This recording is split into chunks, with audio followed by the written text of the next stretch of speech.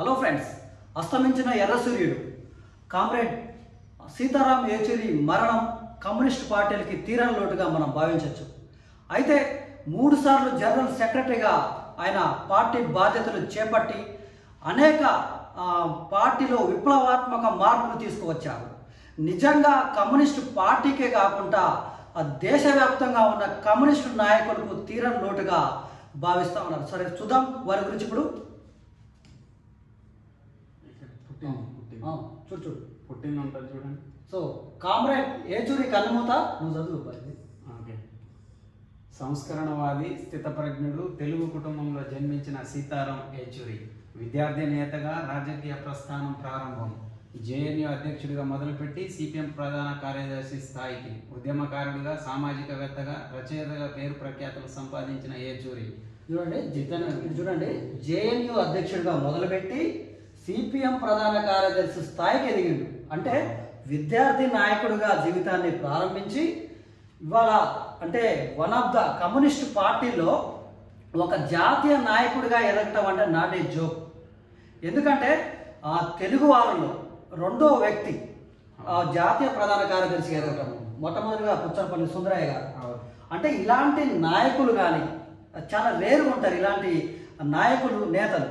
ఎందుకంటే communist party నిజంగా ఒక సిద్ధాంతం, వారికంటూ ఒక భావజావాలు, ఇలా చూసుకున్నట్లయితే కమ్యూనిస్ట్ పార్టీలో నిజంగా గ్రామాలలోకి వెళ్తే వాళ్ళు చేయి వస్తే ఆ రక్తం కూడా కమ్యూనిస్ట్ బిడ్డ అంటారు. అలాంటి నాయకులు కమ్యూనిస్ట్ పార్టీలో ఉన్నారు. అంటే ఇలాంటి నాయకులు ఉండబట్టికే ఇంకా కమ్యూనిస్ట్ పార్టీ బతికే ఉందని మనం చెప్పవచ్చు. తెలుగు రాష్ట్రాల్లో ఈయన ఏదైనా ముద్ర మాత్రం పక్కాగా పడ్డది. అవును, ఈయన కరోనా కట్టిన నాయకులు తయారయ్యారు. ఇక్కడ తెలుగు రాష్ట్రాల్లో, 2 తెలుగు రాష్ట్రాల్లో కూడా కరోనా కట్టిన కామ్రేడ్లు తయారయ్యారు. వాళ్ళు వేరే పార్టీ ఓటు వేయాలన్నా కూడా వేయరు, అంత స్ట్రాంగ్ గా ఉన్నారు అనమాట.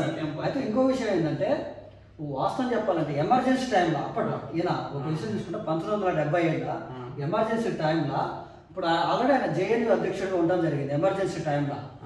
సో అప్పుడు ఢిల్లీలో చదువుకున్న టైంలో అంటే యాక్చువల్గా ఒక విద్యార్థి నాయకులు అంటే చదువు రాదని చెప్తారు ఎవరైనా. కానీ ఈయన ఎంఏ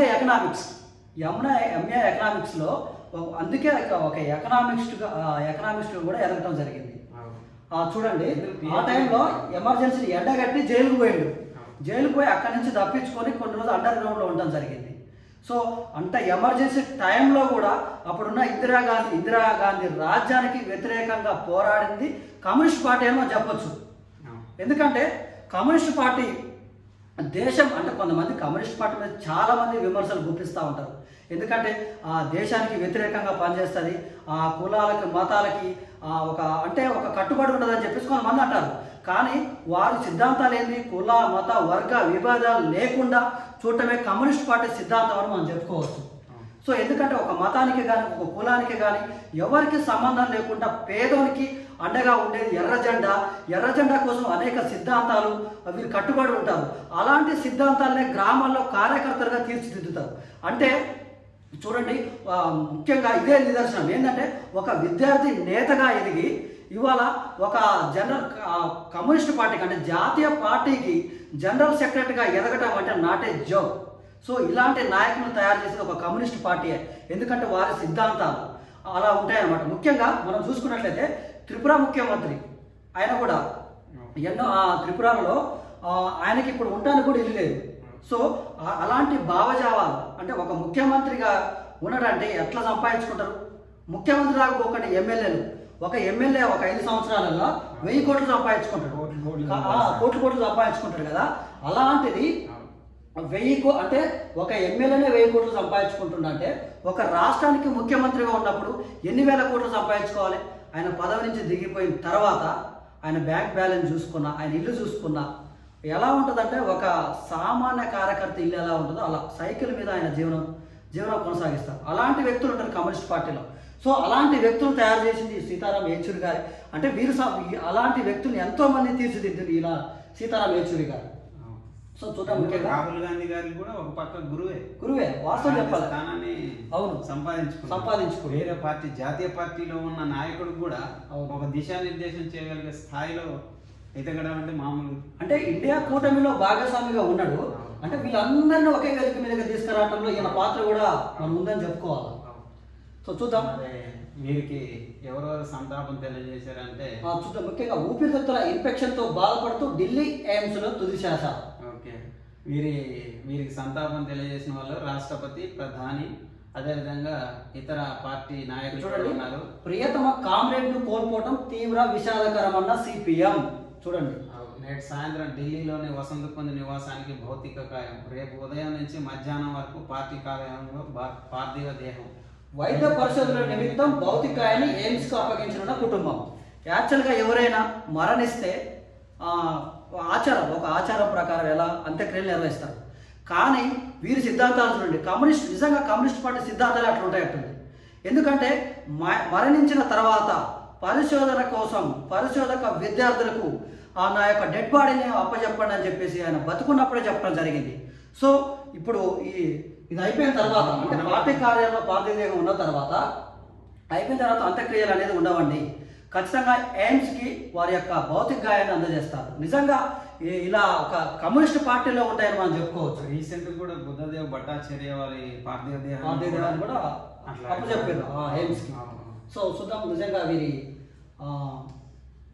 వీరు ఎలాంటి వీరి గొప్పతనాలు ఏంటి, వీరు చేసిన ఏంటి, ఎమర్జెన్సీ టైంలో వీరు ఏం చేశారు. సో 1974లో స్టూడెంట్ ఫెడరేషన్ ఆఫ్ ఇండియా SFIలో చేరికతో ఏచూరి రాజకీయ ప్రస్థానం మొదలైంది. 1975లో కమ్యూనిస్ట్ పార్టీలో సభ్యుడయ్యారు. పార్టీలో చురుకైన కార్యకర్తగా వ్యవహరించిన ఏచూరి అనేక ఉద్యమాల్లో భాగస్వాములయ్యారు. 1975లో దేశంలో అత్యవసర పరిస్థితి విధించిన సమయంలో అరెస్ట్ అయి కొన్నాళ్ళు జీవితం కూడా గడిపింది. ఎమర్జెన్సీ టైంలో అప్పుడు బయటకు రావాలంటే జనాలు భయపడటం ఎమర్జెన్సీ టైంలో. అలాంటిది కాంగ్రెస్ పార్టీకి వ్యతిరేకంగా చూడ్రి, కాంగ్రెస్ పార్టీకి వ్యతిరేకంగా ఉండి ఎమర్జెన్సీ టైంలో అనేక పోరాటాలు ఉద్యమాలు చేసి జైలుకు పోయిండు. ఆ జైలు చేసే టైంలోనే PhD చేస్తాంటే కూడా ఆ టైంలో ఆ PhD కోల్పోవాల్సి వచ్చింది. అప్పుడున్న పరిస్థితులు కనుక చూడ్రి, అంటే జైలు జీవితంలో గడుపుకుంటా అంటే జైలుకు పోవటం వల్ల PhD కొంచెం ఆగిపోయిందని చెప్పి అనేక సందర్భాల్లో చెప్పడం జరిగింది. సో ముఖ్యంగా ఒక లీడర్ అంటే చదువు రాదని చెప్తారు, ముద్రేస్తారు. కానీ ఈయన చూడండి PhD వరకు పోయింది. అంటే MA ఎకనామిక్స్లో చూడండి. సో 1978లో SFI సంయుక్త కార్యదర్శిగా స్టార్ట్ అయ్యి అక్కడి నుంచి 1984లో కేంద్ర కమిటీకి ఆయన ఎన్నికైంది. 84లో 92లో సభ్యుడిగా ఎన్నికయ్యారు. ఓకే. ఇక రాజ్యసభ సభ్యుడిగా అయితే 2005లో పశ్చిమ బెంగాల్ నుంచి రాజ్యసభ సభ్యుడిగా ఎన్నికైంది. 2006లో రవాణా, పర్యాటకం, సాంస్కృతిక కమిటీలకు చైర్మన్గా ఉన్నారు. అట్లా 2010లో ఇండియన్ కౌన్సిల్ ఆఫ్ వరల్డ్ అఫైర్స్లో సభ్యుడిగా ఉన్నాడు. 2011లో తిరిగి రాజ్యసభకు తిరిగి ఎన్నికయ్యారు. 2012లో వ్యవసాయ కమిటీ చైర్మన్గా పనిచేయడం. ఆయన నిర్వహించిన అంటే రాజ్యసభ్యుడిగా ఉండి వివిధ కమిటీల్లో చైర్మన్గా చేసిండు, తర్వాత కమిటీల్లో సభ్యుడిగా ఉండడం జరిగిండు. అంటే ఈయన నిజంగా ముఖ్యంగా చూసుకున్నట్లయితే కాంగ్రెస్ పార్టీకి కానీ ఇటు బీజేపీ పార్టీలో కానీ కొంచెం ఈయనతో పాటు సన్నిహితంగా అంటే ఎవరిని నొచ్చించుకోకుండా అంటే అనర్గళంగా అంటే తప్పుని ఎండగట్టేవారు, అంటే సన్నిహితంగా స్నేహపూర్వకంగానే ఎండగట్టేవారు. సంస్కరణవాది అంటే ప్రజా ఉద్యమకారుడిగా, సామాజికవేత్తగా, ఉత్తమ పార్లమెంటేరియన్గా, రచయితగా పేరు ప్రఖ్యాతలు పెంచడం జరిగింది. సో హైదరాబాద్లో ఆల్ సైన్స్ స్కూల్లో ఇది సీతారాం యేచూరి గారి చిన్నప్పుడు ఫోటో చూడండి ఎంత క్యూట్ ఉన్నాడు. అయితే హైదరాబాద్లోని ఆల్ సైన్స్ స్కూల్లో అంటే మా భుజాలపై తుపాకులు పెట్టి తప్పించుకుంటారా, తెలంగాణ ఏర్పాటు విషయంలో రాజ్యసభలో చర్చ జరిగినప్పుడు కాంగ్రెస్ పార్టీ నాంచుల ధోరణిలో వ్యవహరిస్తున్న విమర్శలు వచ్చాయి. కొన్ని పక్షాలు ఒప్పుకోవడం లేదన్న భావనతో కాంగ్రెస్ పార్టీ వ్యవహరించేది. అలాంటి సందర్భాల్లో తెలంగాణపై జరిగిన చర్చల్లో సీతారాం యేచూరి తెలంగాణపై ఏ పార్టీ అభిప్రాయాలు ఆ పార్టీకి ఉంటాయి, ఆయా పార్టీల అభిప్రాయాలకు అనుగుణంగా కాంగ్రెస్ ప్రభుత్వం పనిచేస్తుందా, తెలంగాణపై మీరేం చేయాలనుకుంటున్నారో అది చేయండి, అంతేగాని మా భుజాలపై తుపాకులు పెట్టి పేల్చాలనుకోవడం సరికాదని యేచూరి కాంగ్రెస్ పార్టీకి గట్టి కౌంటర్ ఇచ్చిందంట.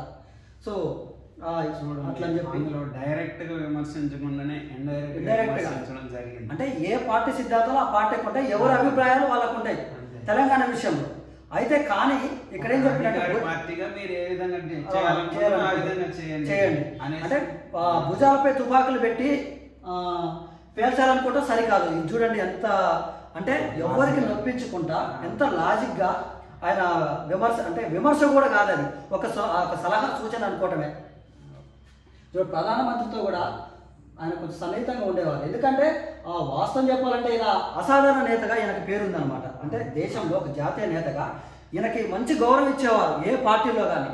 అంటే బీజేపీ ఇప్పుడు మూడోసారి అధికారంలోకి వచ్చిందంటే 2014 నుంచి కూడా ఈయన ఒక వామపక్ష భావజావాలున్న వ్యక్తిగా, అంటే వాస్తవానికి బీజేపీ పార్టీకి వామపక్ష సిద్ధాంతాలు అంటే నచ్చవు, అయినా కానీ ఈయనతో సన్నిహితంగా స్నేహపూర్వకంగా ఈయన చెప్పే విమర్శలు చూడండి. ఇక చూడండి స్నేహంగా, నిజంగా ఒక స్నేహితుడు ఎలా ఉంటారో అలా ఉండేవారు అనమాట. లెఫ్ట్ రైట్ అంతే, రైట్ లెఫ్ట్ అంతే వాస్తవం. అది వీళ్ళు లెఫ్ట్ పార్టీ వాళ్ళు, వీళ్ళు రైట్ అంతే. సో చూద్దాం మరణంపై ఎవరెవరు ఏం మాట్లాడుతూ ఏమేమి అభిప్రాయాలు, ఆయనకున్న సంబంధాలు కానీ వారి అభిప్రాయాలు ఏ విధంగా తెలియజేసినా చూద్దాం. ఏచూరి మరణం తీవ్ర విషాదకరం. విద్యార్థి నేతగా మొదలై జాతీయ రాజకీయాల్లో కీలకంగా మారి పార్లమెంటేరియన్గా ఉంటూ ప్రజావాణిని వినిపించిన నేతను కోల్పోవడం విచారకరం. పార్టీ సిద్ధాంతాలకు కట్టుబడుతూనే అన్ని రాజకీయ పార్టీల నేతలతో మైత్రి కొనసాగించారు. ఆయన కుటుంబ సభ్యులకు నా ప్రగాఢ సానుభూతి తెలియజేస్తానని చెప్పేసి ద్రౌపది ముర్ము రాష్ట్రపతి గారు తెలియజేయడం చెప్పింది. మీరు చెప్పండి. ఇది 5 దశాబ్దాల రాజకీయ ప్రస్థానంలో దేశ ప్రజాస్వామ్యం పటిష్టతకు ఏచూరి అవిశ్రాంతంగా కృషి చేశారు. ప్రజాసేవలో అలుకరుగా పనిచేశారని జగదీప్ ధన్కడ్ ఉపరాష్ట్రపతి కొనడం జరిగింది. వామపక్షాలకు ఏచూరి దారి దీపంగా మారారు. ప్రజా ఉద్యమాలను ముందుండి నడిపించారు. పార్టీలకు అతీతంగా అందరి నేతలతో కలిసిపోయే సామర్థ్యం ఆయన సొంతం. అలాంటి ఏచూరిని కోల్పోవడం విషాదకరం. పార్లమెంట్ సభ్యునిగా తనదైన ముద్ర వేశారు. ఈ విషాద కాలంలో ఆయన కుటుంబానికి మేమంతా అండగా నిలుస్తాం. ప్రధాని నరేంద్ర మోడీ కోరుకున్నాడు. ఏచూరి మరణం రాజకీయ రంగానికి తీరని లోటు. ఆయన కుటుంబ సభ్యులకు, పార్టీ నేతలకు నా ప్రగాఢ సానుభూతిని తెలుపుతున్నాను. కేంద్ర హోంమంత్రి అమిత్ షా అన్నారు. లౌకిక ఛాంపియన్ ఏచూరి దేశ భిన్నత్వాన్ని పరిరక్షించడంలో తన నిబద్ధత చాటారు. 2004 నుంచి 2008 ప్రభుత్వంలో కలిసి పనిచేశాం. చిరకాలం కమ్యూనిస్టుగా ఉన్న ఆయన మూలాలు ప్రజాస్వామ్య విలువల్లో దాగి ఉన్నాయి. Sonia Gandhi Congress parliamentary party chairperson. అంటే 2004-2008 ప్రభుత్వంలో వీళ్ళు కలిసి పనిచేసారు. కేంద్రంలో భాగస్వాములుగా ఉన్నారు వీళ్ళు. సో మొత్తానికైతే రాహుల్ గాంధీ ఉన్నారు. ఆయన నాకు అత్యంత ఆప్తుడు, దేశాన్ని లోతుగా అర్థం చేసుకున్న నేత, భారతదేశ ఆలోచన అంటే ఐడియా ఆఫ్ ఇండియాకు రక్షకుడు అని చెప్పేసి రాహుల్ గాంధీ లోక్సభ విపక్ష నేత అనడం జరిగింది.